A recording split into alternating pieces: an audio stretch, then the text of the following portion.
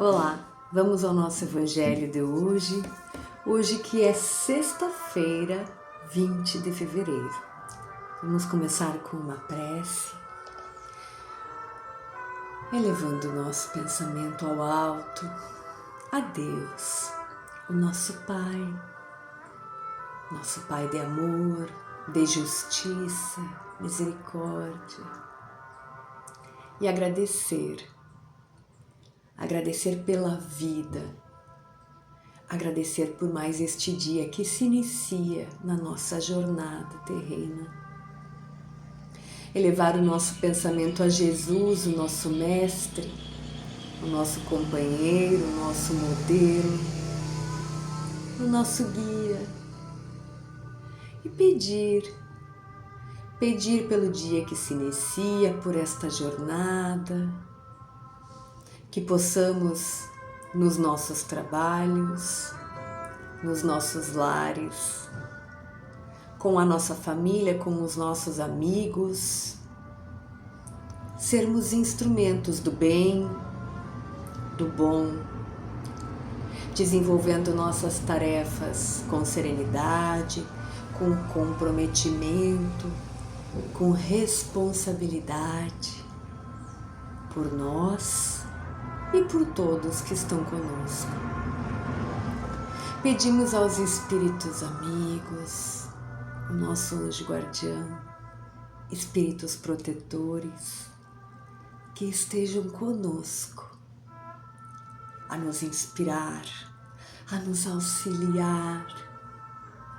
Bons pensamentos, boas ideias, boas ações, bons sorrisos, boas gentilezas, para que assim possamos retribuir um pouquinho do tanto que recebemos todos os dias.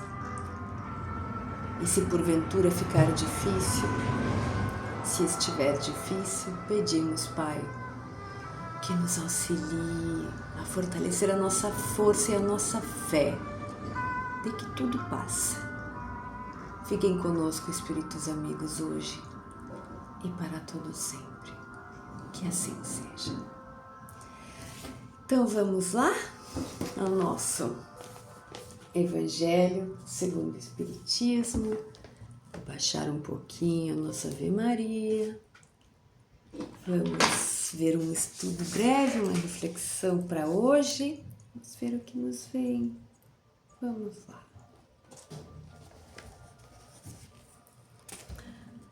Vamos voltar um pouquinho. Vamos então. Estranha moral, o capítulo 23. Aqui nos veio o último item do capítulo 23, item 18. Vamos ver o que nos diz. As palavras de Jesus faziam referência às discórdias que sua doutrina iria provocar, aos conflitos que surgiriam como consequência e às lutas que teria que enfrentar antes de se firmar a doutrina. É assim que as palavras devem ser entendidas, e não como algo premeditado de sua parte, da parte de Jesus, para semear desordem e confusão. Os hebreus também enfrentaram várias dificuldades antes de sua entrada na Terra Prometida. O mal viria dos homens e não de Jesus. A sua posição era do médico que veio para curar, cujos remédios provocam uma crise salutar e que, ao final, acabam curando os doentes. Muito bem. Então, o item 18, último item do capítulo 23 da estranha moral. Há alguns dias nós já falamos sobre este item, este capítulo, na verdade. Estranha moral é o capítulo que traz aquelas passagens que Jesus disse, palavras que Jesus disse, situações em que podem nos causar estranheza, que pode ter ali uma interpretação dupla, onde Jesus fala, por exemplo, para odiar pai e mãe, onde Jesus diz que não veio trazer a paz, mas a divisão, diz para abandonar os filhos, para deixar os mortos enterrarem seus mortos. Esse capítulo traz estes momentos de Jesus. E o item 18, vou só ver uma coisa aqui. E uma curiosidade do capítulo 23, Estranha Moral, é que não tem instrução dos espíritos. Repararam que não tem? Nós já conversamos aqui sobre a estrutura dos capítulos do Evangelho segundo o Espiritismo, que começa sempre com uma passagem de Jesus, depois vem as explicações de Allan Kardec, né, de tudo que ele levantou estudando a doutrina dos espíritos, e por último sempre vem a instrução dos espíritos, que é uma mensagem na íntegra de algum espírito. A gente sempre fala aqui o nome do espírito, o lugar onde foi ali psicografada, que ela foi recebida, aquela mensagem, e o ano.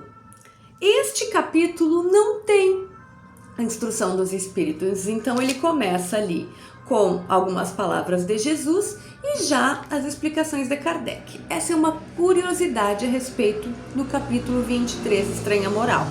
Não tem instrução dos espíritos.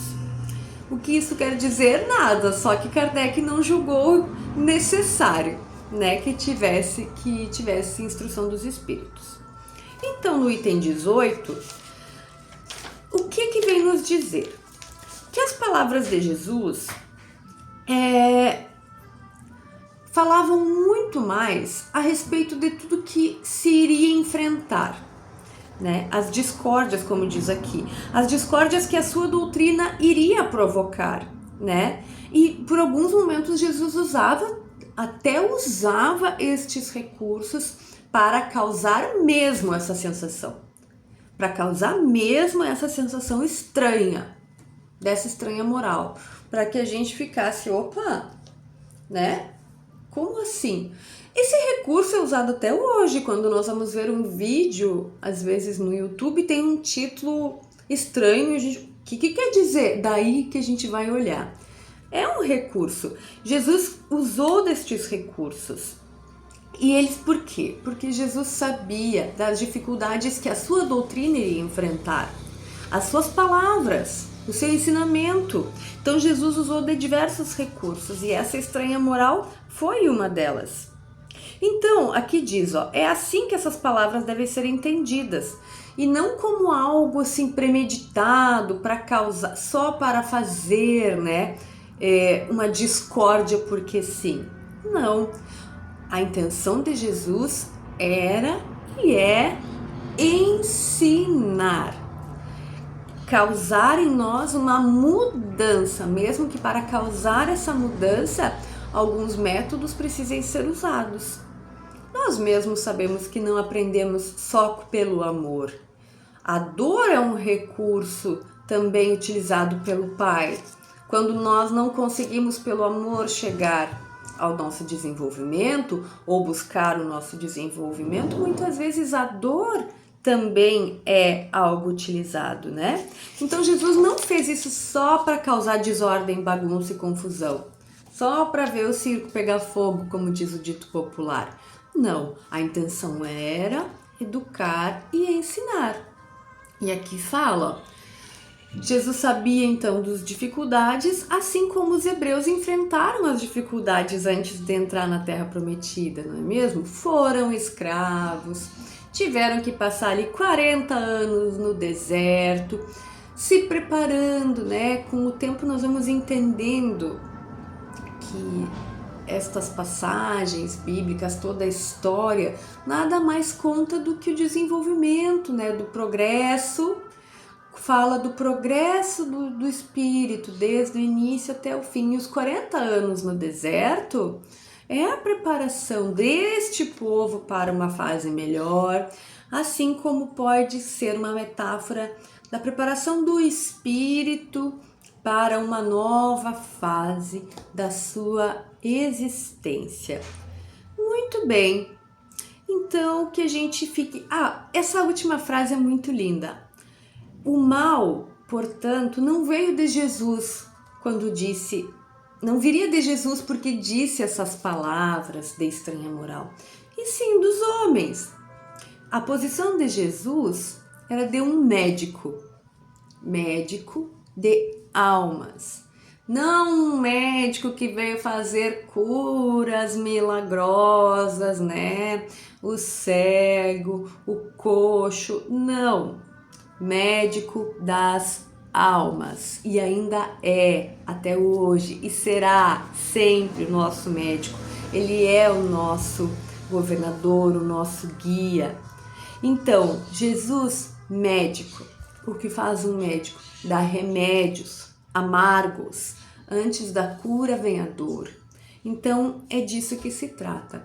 A estranha moral não tem nada de estranha. É um recurso usado por Jesus para nos ensinar.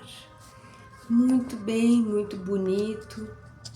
Sempre quem desejar fazer a leitura completa dos itens anteriores, do capítulo todo, o importante é entendermos que este capítulo Estranha Moral fala destes momentos de Jesus, mas que não tem nada de estranho, na verdade, dá para entender perfeitamente as palavras de Jesus com um pouco de busca pelo conhecimento, pelo contexto histórico, né? Tem vários materiais também na internet, nas nossas casas espíritas, podemos perguntar sobre essas passagens e através da busca pelo entendimento, nós veremos que não são estranhas morais, não é uma estranha moral, e sim um ensinamento de Jesus. Então vamos continuar, vamos para o Livro dos Espíritos. Nós estamos na introdução do Livro dos Espíritos, né? Estudando ali os 17 itens, as 17 partes que compõem a introdução do Livro dos Espíritos. Ontem nós vimos o resumo, né, da doutrina espírita. Ontem nós vimos a doutrina espírita e a ciência.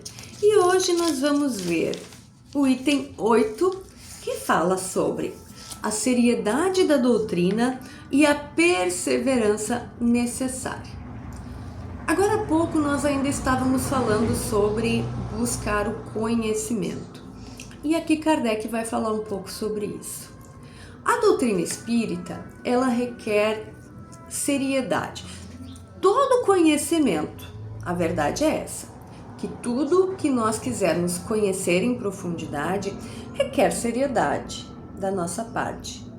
Com a doutrina espírita não é diferente.